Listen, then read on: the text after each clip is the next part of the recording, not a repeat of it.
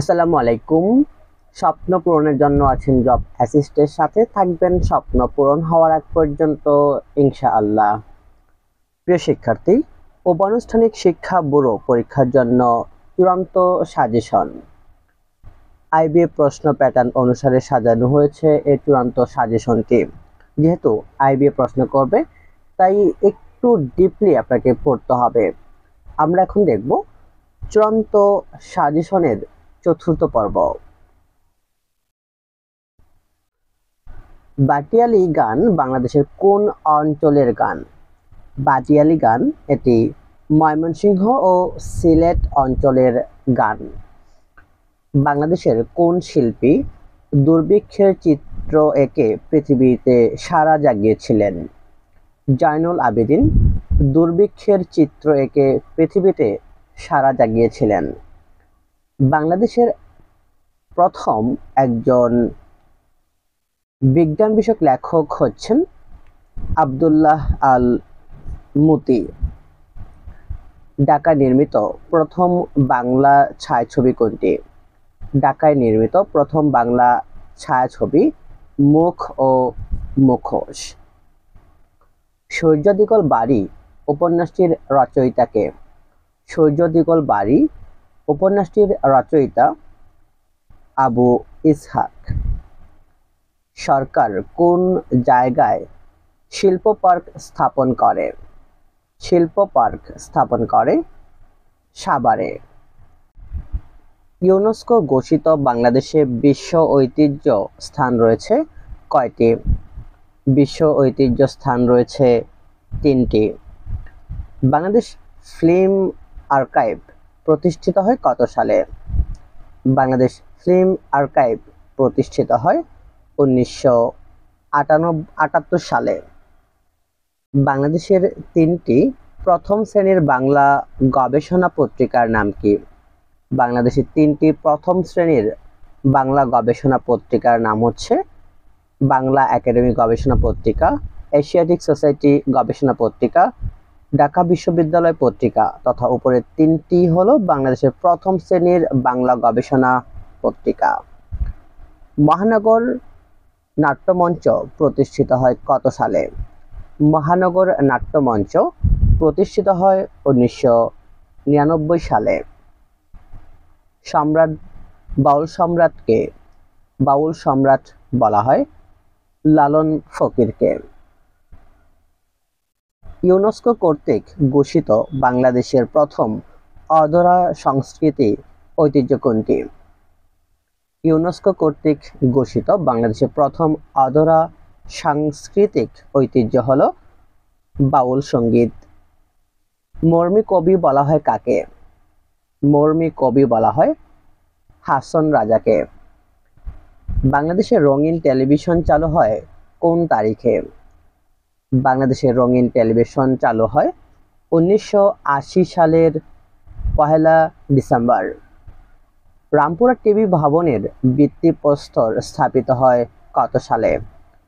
Rampura TV ভবনের ভিত্তিপ্রস্তর স্থাপিত হয় 1967 সালে। বাংলাদেশের প্রথম ডিজিটাল চলচ্চিত্র কোনটি? বাংলাদেশের প্রথম ডিজিটাল চলচ্চিত্র হলো অন্তর্যাত্রা। ঢাকা টেলিভিশনে 1965 সালে অভিনীত প্রথম নাটক একতলা দোতলা কার লেখা?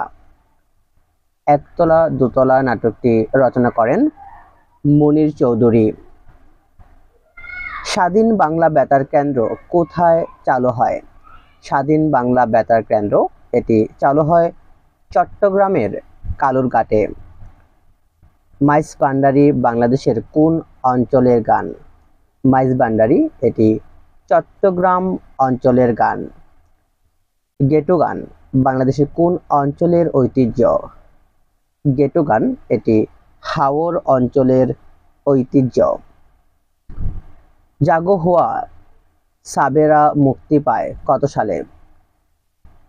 জাগো হুয়া সাবেরা এটি মুক্তি পায় 1959 সালে।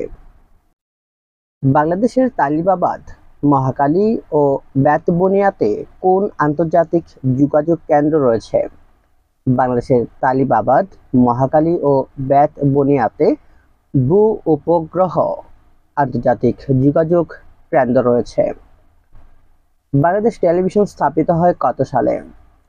বাংলাদেশ টেলিভিশন স্থাপিত হয় 1964 সালের 25শে ডিসেম্বর।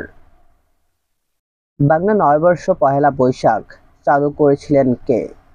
বাংলা নববর্ষ পহেলা বৈশাখ চালু করেন সম্রাট আকবর। বাংলাদেশের লোকশিল্প জাদুঘর কোথায় অবস্থিত? লোকশিল্প জাদুঘর এটি সোনারগাঁয়ে অবস্থিত। গম্ভীরা বাংলাদেশের কোন অঞ্চলের লোকসঙ্গীত? গম্ভীরা এটা হলো রাজশাহী অঞ্চলের লোকসঙ্গীত।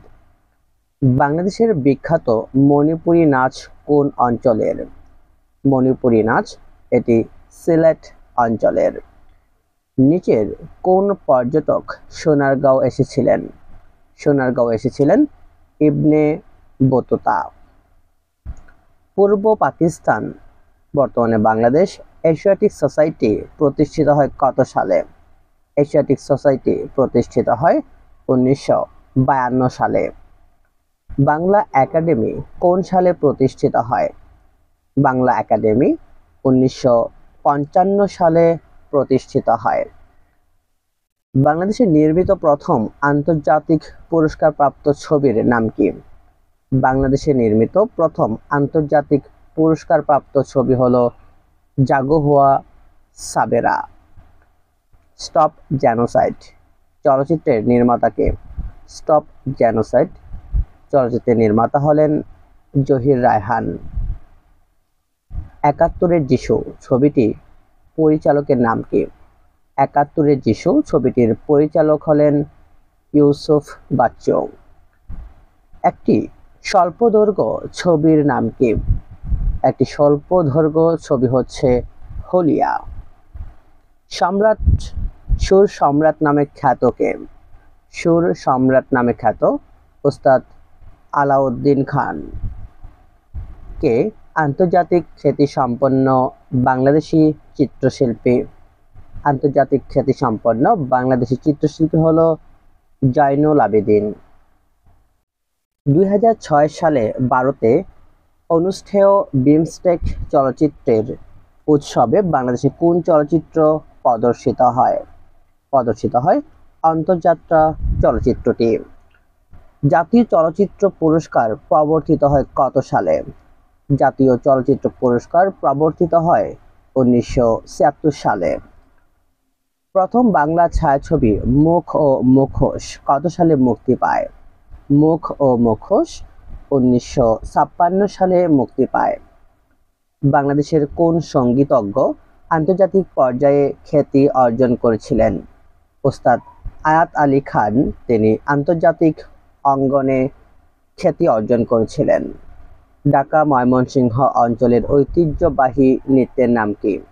ঢাকা ময়মনসিংহ অঞ্চলের ঐতিহ্যবাহী নৃত্যের নাম হচ্ছে জারি। বাংলাদেশের বিখ্যাত মণিপুরী নাচ হচ্ছে সিলেট অঞ্চলের। বর্ধমান হাউস কোথায় অবস্থিত? বর্ধমান হাউস এটি বাংলা একাডেমিতে অবস্থিত। সুর সম্রাট বলা হয় কাকে? সুর সম্রাট বলা হয় ওস্তাদ আলাউদ্দিন খাঁকে। বিখ্যাত চিত্রশিল্পী জয়নুল আবেদিন ইন্তেকাল করেন কত সালে? জয়নুল আবেদিন ইন্তেকাল করেন 1976 সালে। ম্যাডোনা 43 ছবিটির পটভূমি ছিল ম্যাডোনা 43 ছবিটির পটভূমি ছিল 1350-এর দুর্ভিক্ষ এবং 1943 সালের দুর্ভিক্ষ তথা ক এবং খ সঠিক উত্তর। বাংলাদেশের শ্রেষ্ঠ কার্টুনিস্ট রণবী এর পুরো নাম কি? রণবীর এর পুরো নাম হচ্ছে রফিকুন নবী। শাহজালাল বিমানবন্দরে প্রবেশের পথে দুই পাশের মোরাল চিত্রশিল্পীকে? দুই পাশে মোরাল চিত্রটির শিল্পী হলেন মিনাল হক।